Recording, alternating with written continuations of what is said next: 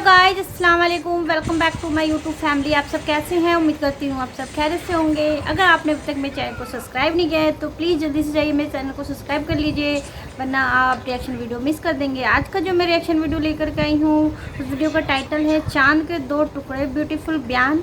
ये मुफ्ती अहमद राजा मुरादाबादी जी का ये बयान है। बयान मैंने लिया है मुफ्ती अहमद राजा ऑफिशियल चैनल से। आइए चलिए वीडियो देखते हैं, उसके बाद बाकी बातें बाद में करते हैं। बजी है चंद सांसें या नबी तशरीफ ले आओ कि रस्ता तक रही है आपका बीमार की चौखट। इसने खत लिखा अपने दोस्त हबीब यमनी के पास और उसमें लिखा था, जरा तवज्जो से सुनना, ईमान ताज़ा हो जाएगा। मैं बताना चाहता हूँ मेरा नबी कितनी शान वाला है। उसने अपने हबीब यमनी को खत लिखा। हबीब यमनी अबू जहल के बिजनेस पार्टनर भी थे और इसके हम सबक साथी भी थे, बचपन के दोस्त भी थे इसके। इसने खत लिखा कि तुम हकीम भी हो और बड़े अक्लमंद भी हो, लेकिन आओ एक बात है तुमसे करनी है। जैसे मेरा खत तुम्हें मिले फौरन चले आना मक्के में। ये खत हबीब यमनी तक पहुंचा। जैसी खत उनके पास पहुंचा उन्होंने फौरन सफर शुरू किया। मक्के की सरहद पर आए। अभी मक्के में दाखिल नहीं हुए हैं कि अबू जहल पहले ही बाहर खड़ा हो गया था और हाथ में रुई लेके खड़ा था। हबीब यमनी को आते देखा, उतारा नीचे का, नीचे उतर, नीचे उतरे। हबीब यमनी का अब क्या कहना है? का पहले ये रुई लो अपने कानों में लगा लो। का किस लिए? कहा कि मोहम्मद की आवाज तुम्हारे कानों तक न पहुंच जाए। कहा इससे क्या हो जाएगा? कहा तुम नहीं जानते हो, उसकी आवाज जिनके कानों तक पहुंच जाती है फिर वो उन्हीं की बोली बोलने लग जाता है, उन्हीं की बोली बोलने लग जाता है। हबीब यमनी ने कहा चल ठीक है यार, बता तू तूने बुलाया किस लिए है? कहा यार तुझसे सच बताऊं? कहा हाँ। का रिश्ते में भतीजा लगता है लेकिन बातें बड़ी अजीब करता है। कहा क्या? क्या हमारे खुदाओं को बुरा कहता है? कहता है ये पत्थर के खुदा हैं, कुछ नहीं दे सकते। वो कहता है कि एक खुदा है और सबको मरना है, मरने के बाद अपने अपने जिंदगी के अमाल का हिसाब भी देना है। का यार जरा सच बता, क्या बंदा मर के फिर से जिंदा हो सकता है? हबीब यमनी चूंकि पढ़े लिखे इंसान थे कहने लगे यार बातें तो वो सच्ची करता है। जिसने जब कुछ न थे तब पैदा कर दिया, तो अगर वो मारने के बाद पैदा बड़ा जिंदा कर दे तो कौन सी बड़ी बात है? का यार जरा साथ चल। हाथ पकड़ा अबू जहल ने हबीब यमनी का। अपने नबी की शान मुलाहिजा करो, अपने घर में लाया। अब हबीब यमनी कहते बुलाया किस लिए है तूने? का यार मैंने तुझे इसलिए बुलाया है, जरा उसका इलाज तो कर दे। तू हकीम है, नब्ज पकड़ के देख ले, उसका इलाज करना है। हबीब यमनी कहते हैं ठीक है बुलाओ, मैं हाथ पकड़ के देखूंगा। अब जरा तवज्जो से सुनना, ये दुश्मन की बोली है। सच वो होता है जो सर चढ़ के बोला करता है। अगर कोई आला हजरत को गाली दे तो उसके बकवास करने से आला हजरत के रुतबे कम नहीं हो जाते हैं। मुखालिफ उसी के होते हैं जो हक पे हुआ करता है, दुश्मन उसी के होते हैं जो सच पे हुआ करता है। कभी अहरे गैरे का कोई मुखालिफ नहीं हुआ करता है। जरा तवज्जो से सुनना प्यारे।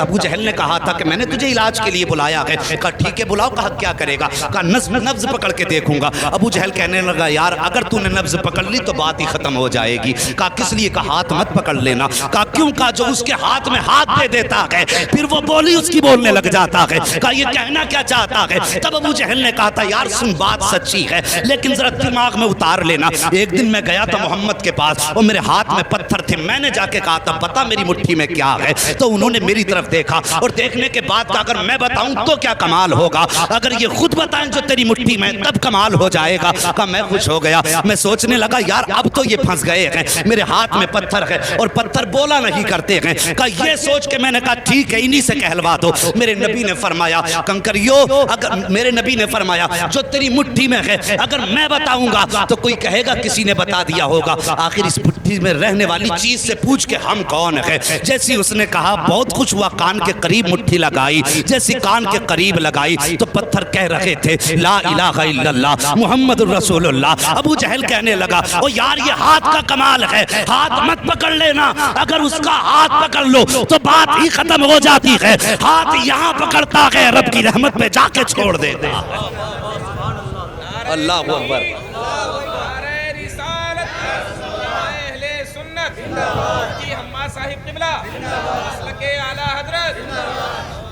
हाँ साहिब कहा कि हाथ मत पकड़ लेना। का ठीक है फिर? का फिर अगर हाथ नहीं पकड़ना तो कम से कम उसकी आंखों में झांक के देखूंगा। आंखों के जरिए भी बीमारी का पता चलता है। ये डॉक्टर लोग बैठे हुए इनसे पूछिए आंखों के जरिए बीमारी का पता चलता है। اور یہ علماء اکرام ہے، بڑے بڑے علماء، ان سے پوچھئے کہ جادو اور آسیب کا پتہ بھی آنکھ سے چل جاتا ہے؟ تو کہنے لگے ٹھیک ہے پھر آنکھ میں جھانک کے دیکھوں گا۔ کہا اس کی آنکھوں میں آنکھیں مت ڈال دینا۔ کہا کس لیے؟ کہا اگر آنکھ سے آنکھ ٹکرا گئی تو کام ہی ختم ہو جاتا۔ کہ دشمن کہہ رہا کہ آنکھ میں آنکھ مت ڈال دینا۔ کہا پھر؟ کہا اگر آنکھ سے آنکھ ٹکرا گئی تو قصہ ہی ختم۔ کہا کیا ہو جاتا؟ کہا ایک بار بلال کی نظر پڑ گئی تھی محمد کے چہرے پہ، پورے مکے نے مارا، یہاں تک کہ جسم سے خون بہا، کھال جلائی، چربی پگھل کے جلی۔ میں نے کئی بار مار کے کہا تھا محمد کا دامن چھوڑ دے۔ کہنے لگا اس کی آنکھوں کا کمال یہ ہے کہ جب سے اس کی نظر محمد کی نظروں سے جا کے ٹکرائی ہے، دنیا کا ظلم ایک پلے میں، بلال کی ہمت ایک پلے میں، وہ دنیا چھوڑنے تیار ہے، محمد کو چھوڑنے تیار ہی نہیں ہوگا۔ کہا بس آنکھیں بھی مت دیکھ لینا۔ تو کہا یار پھر بلایا کس لیے ہے؟ ہاتھ بھی نہیں پکڑنا ہے، آنکھ میں بھی نہیں دیکھنا ہے، بلایا کیوں ہے؟ کہا پھر ایسا کر خوشبو سے پتہ لگائیں گے۔ کہا تو پھر ٹھیک ہے، تو کام ہی نپٹا دے گا۔ کہا پھر؟ کہا خوشبو سے سونگ کے بتاؤں گا کیا ہے۔ کہنے لگا اس کی خوشبو کی سونگنے کی ضرورت کیا ہے؟ پورا مکہ گواہ ہے، جس گلی سے گزر جاتا ہے 8 دن تک گلیاں مہکتی رہتی ہیں۔ بولو یار ذرا سبحان اللہ۔ جی اگر تھک کے بھوکے بیٹھیں تو میں قربان بھائی سے کہوں گا انہیں پہلے کھانا بانٹ لیں، اگر تھک کے نہیں بیٹھے تو محبت سے بولیں ذرا یا رسول اللہ۔ اللہ سلامت رکھے، اللہ آج کی گرمی تیرے محبوب کے ذکر کے لیے برداشت کی ہے، مالک قیامت میں محبوب کی زلفوں کا سایہ عطا فرما دینا۔ بس توجہ کرے، اگر تیرے میرے یار کی باتیں ہوں، اپنے محبوب کے تذکرے ہوں تو محبوب کا دل ٹھنڈا ہوتا ہے۔ ہم نے رب کے محبوب کا ذکر چھیڑا گیا، یقیناً خدا راضی ہو جائے گا۔ بس توجہ کریں۔ کہنے لگا خوشبو سونگنے کی ضرورت کیا ہے؟ جن گلی سے گزر جاتے ہیں 8 دن تک گلیاں مہکا کرتی ہیں۔ کہا کوئی ثبوت ہے؟ کہا ہاں۔ کہا کیا؟ کہا گزار کے دیکھ لو اور آنے بھی دو، قدم رکھنے سے پہلے خوشبو گھر میں آ جائے گی۔ ایک دن میرے نبی نے نا اپنی زوجہ حضرت خدیجۃ الکبریٰ سے کہا تھا خدیجہ 25 سال ہو گئے میرے ساتھ، 25 سال میرے ساتھ ہو گئے تمہیں، لیکن کبھی محمد کو دروازہ بچانے کی ضرورت نہیں پڑی۔ سارے بولو صلی اللہ علیہ وسلم۔ کبھی دروازہ بجانے کی ضرورت نہیں پڑی۔ بتاؤ میرے آنے سے پہلے ہی جیسے قدم دروازے پہ آتا ہے تم دروازہ کھول دیتی ہو، کیسے پتہ لگاتی ہو؟ تو کہتی ہیں حضور آپ اپنے دروازے سے پہلے والے چوراہے پہ ہوتے ہیں کہ آپ وہاں ہوتے ہیں، خوشبو آپ سے پہلے گھر کے اندر آ جایا کرتی ہے۔ امام احمد بن حنبل کے پاس ایک بزرگ آیا کہ کہنے لگے حضرت مجھے بیٹی کو رخصت کرنا ہے، بیٹی کو رخصت کرنا ہے۔ کہا پھر؟ کہا میری بیٹی پیدا ہوئی، مجھے بڑی خوشی ہوئی، میں نے منت مانگ لی تھی کہ اپنی بیٹی کو دنیا کی ساری چیز جہیز میں دینی ہے۔ حضور میں اس وقت امیر تھا لیکن اب بڑا غریب ہو گیا ہوں، میری یہ نظر پوری کیسے ہوگی؟ آپ نے فرمایا جا قرآن بیٹی کو جہیز میں دے دے، دنیا کی ساری دولت چلی جائے گی۔ حضور کی بارگاہ میں بزرگ آئے، عمر رسیدہ تھے، کہنے لگے حضور میں بیٹی کو رخصت کرنا چاہتا ہوں، حضور کوئی تحفہ آپ کی طرف سے ہو جائے۔ میرے نبی نے فرمایا جاؤ بیری کی لکڑی توڑ کے لاؤ۔ وہ ایک لکڑی توڑ کے لائے، حضور نے نا یوں، توجہ ہے اشکر بھائی، حضور نے یوں اپنے بازو سے رگڑی اور اس پہ سرکار کا پسینہ لگا اور فرمایا جاؤ یہ عطر اپنی بیٹی کے لگا دینا۔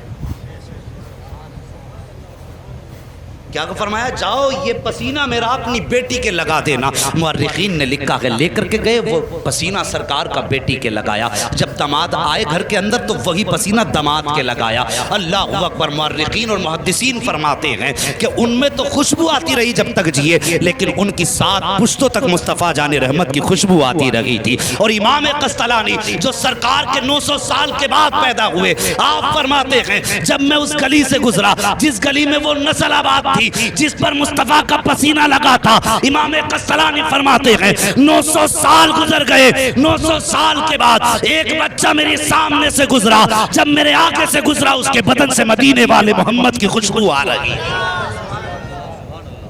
کہنے لگا سونگ مت لینا ورنہ 7 پشتوں تک مہکتا رہے گا۔ کہا جی پھر تو ہو گیا کام۔ حبیب یمنی نے اٹھایا اپنا سامان اور چل دیے۔ بھائی کدھر جا رہے ہو؟ کہا علاج کا تو یہ طریقہ ہی نہیں بچا، ہاتھ میں نہیں دیکھ سکتا, آنکھ میں نہیں جھانک سکتا, خوشبو میں نہیں سونگھ سکتا, تو بتا پھر علاج کیسے کروں گا؟ بھائی راضی ہو جا, غصہ نہ ہو, ٹھنڈے دماغ سے ذرا کام لے, بیٹھنا ہم انتظام کر لیں گے. کہا پھر کب ملاقات کر لے؟ کہا ٹھیک ہے ملاقات کر لیتے. جگہ کا تعین, کدھر جانا؟ کہا ان کے ہاں تو نہیں جائیں گے, انہیں اپنے گھر بلا لیتے. توجہ کرنا, کیا کہا؟ انہیں اپنے, ذرا سارے کہہ دو, اپنے گھر بلا لیں گے. اپنے, کاش اللہ اس آمد کے صدقے میں آج بھی مصطفیٰ کی آمد ہو جائے. واللہ وہ سن لیں گے, فریاد کو پہنچیں گے, اتنا بھی تو ہو کوئی جو آ کرے دل سے. کہا گھر بلا لیتے. المختصر یہ فیصلہ ہو گیا. سرکار کی بارگاہ تک خبر پہنچی, اسلام کا ابتدائی دور ہے. کہا حضور آپ کو فلاں جگہ پہ آنا پڑے گا. ابو جہل, جس کا لقب ہے, مشہور ہے دنیا میں لفظ ابو جہل سے, کیونکہ میرے نبی نے ایک بار ابو جہل کہہ دیا تھا. آج تک پوری دنیا ابو جہل کہہ رہی ہے, اور حضور نے ایک بار کہہ دیا تھا تمہارا نام ابو ہریرہ ہے. پوری دنیا سے نام بھولے بیٹھی ہے. حضور جو کہتے ہیں وہی پتھر کی لکیر ہے. توجہ کیجئے. کہا ٹھیک ہے, لیکن جب یہ خبر ہوئی کہ حضور ابو جہل کے گھر جا رہے ہیں, اصل نام ابو جہل کا عمرو بن ہشام ہے, کہ عمرو بن ہشام کے گھر حضور جا رہے ہیں. باتیں ہونے لگی کہ دشمن کے گھر جا رہے ہیں. حضور کا دل تھوڑا رنجیدہ ہوا, یا اللہ مکے میں ایسی باتیں ہو رہی ہیں. فوراً رب کی جانب سے پیغام آیا, محبوب اداس کیوں ہوتا ہے, گھر اس کا ہے چرچا تو تیرا ہی کرا رہے ہیں. خرچ اس کا ہے چرچا تو تیرا ہی ہے نا, پریشان کیوں ہوتا ہے. اللہ اکبر. اب سرکار کو دعوت دے دی گئی. اب ابو جہل کی پلاننگ دیکھو. کہنے لگا سنو بھائی, میں نے یہ سنا جب وہ آتے ہیں تو تم اس کی عزت کے لیے کھڑے ہو جاتے ہو.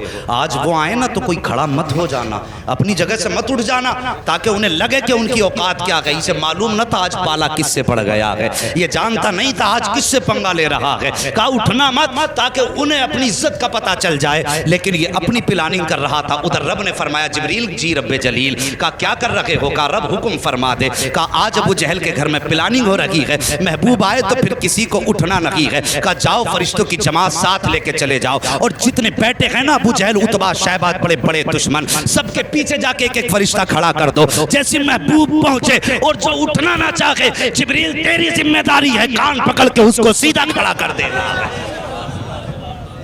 آج بھی لوگ بھوکا کرتے ہیں کہ سلام کھڑے ہو کے کیوں پڑھتے ہو.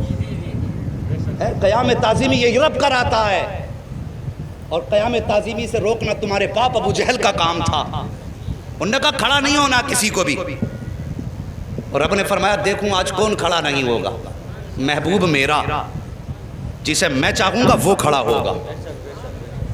اللہ اکبر. جب جب نبی کو دشمنوں نے گھیرا ہے تب تب مدد کے لیے جبریل آئے ہیں. اس پہ کئی ساری روایتیں ہیں, لیکن وقت کم ہے, میں اس کو بھی بتا کے چلتا. لیکن بس نبی کی شان سن لو. بات کر دی اس نے کہ کوئی اٹھ کے کھڑا مت ہونا. اللہ اکبر. ادھر میرے نبی, ساتھ میں چند صحابہ ہیں, اسلام کا ابتدائی دور ہے. ابو جہل کی محفل میں بیٹھے ہوئے ہیں لوگ, جماعت در جماعت. اس کے اپنے چاہنے والے بڑے بڑے کافر مکے کے بیٹھے تھے, اور یہ چاہتے تھے نبی کو ذلیل کریں معاذ اللہ, ان کی گردن جھکائیں. لیکن انہیں معلوم نہ تھا فانوس بن کے جس کی حفاظت ہوا کرے, وہ شمع کیا بجھے جسے روشن خدا کرے. اللہ اکبر. وہ کیسے شرمندہ کر سکتے تھے جس کو کائنات کو جس کے قدموں سے عزت ملی ہو, اس کو کیسے ذلیل کیا جا سکتا ہے. میرے حضور نے قدم رکھا, ابو جہل نے عتبہ کے کونی ماری, عتبہ نے شیبہ کے کونی ماری, ایک دوسرے کے کونی مار کے کہنے لگے آ گئے اٹھ کے کھڑے مت ہو جانا. لیکن جیسی آئے نا, حضور نے بھی دروازے پہ قدم رکھا تھا, پہلا قدم حضور نے اندر رکھا. ابو جہل نے سب کو دیکھا, اٹھنا نہیں. جیسی کہا نا اٹھنا نہیں, ابو جہل کے پیچھے جبریل امین کھڑے تھے. سب سے پہلے ابو جہل کا کان پکڑا اور سیدھا کھڑا کر دیا. جب ابو جہل کھڑا ہوا, عتبہ خود کھڑا ہو گیا, شیبہ خود کھڑا ہو گیا, دشمن خود بخود کھڑے ہو گئے. جب سب کے سب کھڑے ہو گئے, میرے حضور نے اندر قدم رکھا, آئے عزت سے اپنی جگہ پہ بیٹھے, اور بیٹھنے کے بعد پھر پوری جماعت پہ ایک نگاہ ڈالی. جب نگاہ ڈالی ایک دوسرے کو تک رہے تھے. عتبہ شیبہ سے کہہ رہا تھا یار کیوں کھڑا ہو گیا, شیبہ عتبہ سے کہہ رہا تھا تو کیوں کھڑا ہوا. سب مل کے چودھری ابو جہل سے کہہ رہے تھے تم کیوں کھڑے ہو گئے. وہ کہہ رہا تھا یار مجھے خود نہیں پتا چلا میں کیسے کھڑا ہو گیا ہوں. میرے حضور بیٹھے ہیں, اور بیٹھنے کے بعد پھر میرے آقا نے فرمایا تھا چھوڑ دے اس کے کان. اتنا کہا نہ دھڑام سے ابو جہل نیچے گرا. جیسے نیچے گرا, حبیب یمنی کہتے ہیں او حبیب یمنی نے کہا تھا ابو جہل پتا چل گیا ہے کہ سچا کون ہے جھوٹا کون ہے. تیرے کھڑے ہونے نے بتا دیا ہے کہ جھوٹا تو ہے, سچا رب نے محبوب کو بنا کے بھیجا ہے.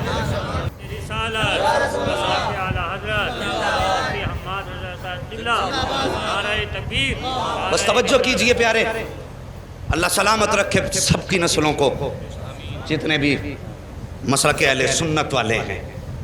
بس توجہ کیجئے، بیٹھ گئے حبیب یمنی اور کہنے لگے مجھے اس نے بلایا ہے اور اس لیے بلایا ہے کہ سنا ہے آپ ایسی ایسی بات کرتے ہیں۔ میرے نبی نے فرمایا ہاں میں اللہ کا رسول ہوں، خدا ایک ہے، قولوا لا الہ الا اللہ تفلحوا انی رسول اللہ۔ ہاں میرے نبی نے فرمایا، حضرت حبیب یمنی ابھی ایمان نہیں لائے تھے، کہنے لگے اچھا اگر آپ نبی ہیں تو یہ تو میں بھی جانتا ہوں کہ نبی جادوگر کا جادو آسمان پہ نہیں چلتا ہے، صرف زمین پہ چلتا ہے۔ اس کا دعویٰ یہ کہ آپ جادوگر ہیں، میرے نبی کے بارے میں کہنے لگے کہ ابو جہل کا دعویٰ یہ کہ آپ جادوگر ہیں، لیکن میں یہ جانتا ہوں کہ جادوگر کا جادو زمین پہ چلتا آسمان پہ نہیں، اور نبی وہ ہوتا ہے جو دل کے حال جانتا ہے۔ آج بد مذہب بدعقیدہ لوگ کہتے ہیں کہ حضور کو پیٹھ کے پیچھے کی خبر نہیں۔ حبیب یمنی ایمان لانے سے پہلے جانتے ہیں نبی وہ ہوتا ہے جو دل کی بات جانتا ہے، جو راز جانتا ہے، وہ نبی ہوتا ہے۔ یہ حبیب یمنی کہہ رہے ہیں، کہتے حضور اس لیے میرے دو سوال ہیں، دو سوال یاد رکھنا۔ حبیب یمنی کیا کہتے ہیں میرے؟ بولو سارے بولو، میرے دو سوال ہیں، ایک سوال میں کروں گا جواب آپ کو دینا ہے، دوسرا سوال بھی آپ کریں گے جواب بھی آپ دیں گے۔ یہ دو باتیں کہیں حبیب یمنی نے، اتنی بات کہیں میرے نبی فرماتے ہیں ٹھیک ہے بتاؤ پہلا سوال کرو۔ کہا میں جانتا ہوں کہ جادوگر کا جادو آسمان پہ نہیں چلتا، اگر آپ نبی ہیں تو چلیے چاند کے دو ٹکڑے کر سکتے ہیں آپ؟ وقت دوپہر کا تھا، دوپہر کا وقت تھا، سورج تھا، چاند نہیں تھا اس وقت میں۔ کہا آپ چاند کے دو ٹکڑے کر سکتے ہیں؟ میرے حضور اٹھے، کہا چلیے۔ حضور آگے آگے، حبیب یمنی پیچھے پیچھے، ابو جہل سب سے پیچھے۔ جب حضور چلنے لگے نا، ابو جہل نے یوں گردن جھکائی، چہرہ اتر گیا۔ ایک کہنے لگا چچا بات کیا ہے؟ کہا بات پوچھتا کیا ہے، جو یہ کہہ دیتا ہے وہ کر کے دکھا دیتا ہے۔ اگر اس نے کہہ دیا ہے تو اب سمجھ لے ٹکڑے کر کے دکھائے گا چاند کے۔ اللہ اکبر۔ جبل ابو قبیس پہ میرے نبی تشریف فرما ہوئے، دوپہر کا وقت تھا، اشارہ کیا تو سورج چھپ گیا، دوسرا اشارہ کیا چاند آ گیا۔ اس کے بعد آقا نے حبیب یمنی کی طرف دیکھا، کہا کروں ٹکڑے؟ کہا جی۔ اتنا کہا میرے حضور نے انگشت نبوت اٹھائی اور یوں اشارہ کیا تو ایک ٹکڑا پورب میں تھا، دوسرا پچھم میں چلا گیا ہے، چاند دو ٹکڑے ہو گیا۔ جب چاند دو ٹکڑے ہوا، آپ فرماتے ہیں اب بتا کیا رائے ہے، انہیں جوڑنا ہے یا قیامت تک کے لیے ایسے ہی چھوڑنا ہے؟ اللہ اکبر۔ حبیب یمنی نے کہا تھا اب جوڑ بھی دیجئے، یوں میرے نبی نے اشارہ کیا، چاند جڑ گیا۔ اب اس کے بعد حبیب یمنی کہتے حضور میں تو مان گیا ہوں آپ اللہ کے نبی ہیں، لیکن اب اس کی تسلی کے لیے اب آپ میرے دوسرے سوال کا جواب دیں۔ میرے نبی فرماتے سن، یمن میں تیری ایک بیٹی ہے جو مفلوج ہے، جس کی آنکھوں سے بھی نظر نہیں آتا ہے، کانوں سے سنائی نہیں دیتا ہے، زبان سے گونگی ہے، ہاتھ پیر سے اپاہج ہے، اور تو یہ چاہتا ہے اللہ اس کو شفا عطا فرما دے۔ اتنا سننا تھا، قدموں پہ گرے حبیب یمنی مصطفیٰ کے، کہتے آقا دیر نہ کیجئے، ہاتھ بڑھائیے، کلمہ پڑھائیے، میں مان گیا ہوں، پہچان گیا ہوں یہ جھوٹے ہیں آپ سچے ہیں۔ میرے نبی نے کلمہ پڑھایا۔ حبیب یمنی جب رخصت ہونے لگے، حضور فرماتے ہیں جا، ہم نے تیری بیٹی کو بھی شفا عطا فرما دی ہے۔ اب توجہ کیجئے، یمن کا مدینے سے فاصلہ دیکھیے اور یہ دوریاں دیکھیے۔ آقا فرماتے ہیں اللہ نے تیری بیٹی کو میرے ذریعے شفا دے دی ہے۔ حبیب یمنی دروازے پہ آئے ہیں، دروازہ کھٹکھٹایا، اندر سے آواز آئی، اس بیٹی کی آواز جو بول نہیں سکتی تھی، کہتی بابا ٹھہریے ابھی آ رہی ہوں۔ بچی جو چل نہیں سکتی تھی توڑ کے دروازے پہ آئی ہے، دروازہ کھولا، حبیب یمنی نے بیٹی کو دیکھا، زارو قطار رونے لگے، فرماتے بیٹی یہ کیسے ہو گیا، کیسے ٹھیک ہو گئی؟ بچی نے کہا تھا بابا دوپہر کا وقت تھا، میں لیٹی ہوئی تھی، لیکن اچانک شور ہوا کہ اندھیرا ہو گیا ہے، اندھیرا ہو گیا ہے بابا، مجھے تو نظر نہیں آتا، لیکن جیسی شور ہوا اندھیرا ہو گیا، میں یہ سمجھی رات ہو گئی ہے، میں لیٹی میری آنکھ لگ گئی، کیا دیکھتی ہوں؟ خواب میں بڑے حسن والا چہرہ، بڑی خوبصورت وجاہت والا ایسا چہرہ تھا بابا کہ نظر پڑنے کے بعد ہٹنے کا نام نہیں لے رہی تھی۔ وہ میرے خواب میں آیا، اس نے آ کے میرے سر پہ ہاتھ رکھا، بابا ہاتھ لگنے کی دیر تھی کہ میرے پورے بدن کو اللہ نے شفا بخش دی ہے، اور بابا مجھے کلمہ بھی پڑھا کے گیا ہے۔ اللہ اکبر۔ اتنا سنا، بیٹی کے سر پہ ہاتھ رکھ کے حبیب یمنی روئے اور کہتے بیٹی میں بڑے نصیب والا ہوں، جس کی تو بات کر رہی ہے میں اسے دیکھ کے بھی آیا ہوں، اس کے ہاتھ میں ہاتھ دے کے بھی آیا ہوں، اور اس کے شہر میں کلمہ پڑھ کے آیا ہوں۔ تب بیٹی نے رو کے کہا تھا بابا نصیب والے آپ نہیں ہو، بلکہ آپ سے زیادہ نصیب والی میں ہوں۔ کہا بیٹی کس لیے؟ کہا آپ جا کے اس کے شہر میں گئے ہو، تب کلمہ پڑھا ہے، میں کتنے نصیب والی ہوں کہ وہ میرے گھر آ کے مجھے کلمہ پڑھا کے گیا۔ गाइस वाकई में ये वीडियो बहुत ज़्यादा ही खूबसूरत थी। हाँ सही बात है, अल्लाह के बंदे को कभी भी ललकारना नहीं चाहिए। अगर आप दुश्मनी में भी उनके ख़िलाफ़ कुछ बोलते हैं तो भी वो दुश्मनी नहीं निभाते हैं। उन्होंने ये कर दिखाया कि चांद के टुकड़े भी कर दिए और जोड़ के भी दिखा दिया और उसकी बेटी को आवाज़ सब कुछ दे दिया उन्होंने, मतलब अल्लाह के बंदे ने। तो गाइस वाकई में ये वीडियो बहुत अच्छी थी। आपको कैसी लगी कमेंट बॉक्स में ज़रूर बताइएगा। अगर आपको मेरी वीडियो अच्छी लगती है तो प्लीज़ मेरे चैनल को सब्सक्राइब कीजिए, मेरी वीडियो को लाइक कीजिए, कमेंट कीजिए, शेयर कीजिए। मिलती हूँ इसी तरीके की वीडियो में, तब तक के लिए अल्लाह हाफिज़।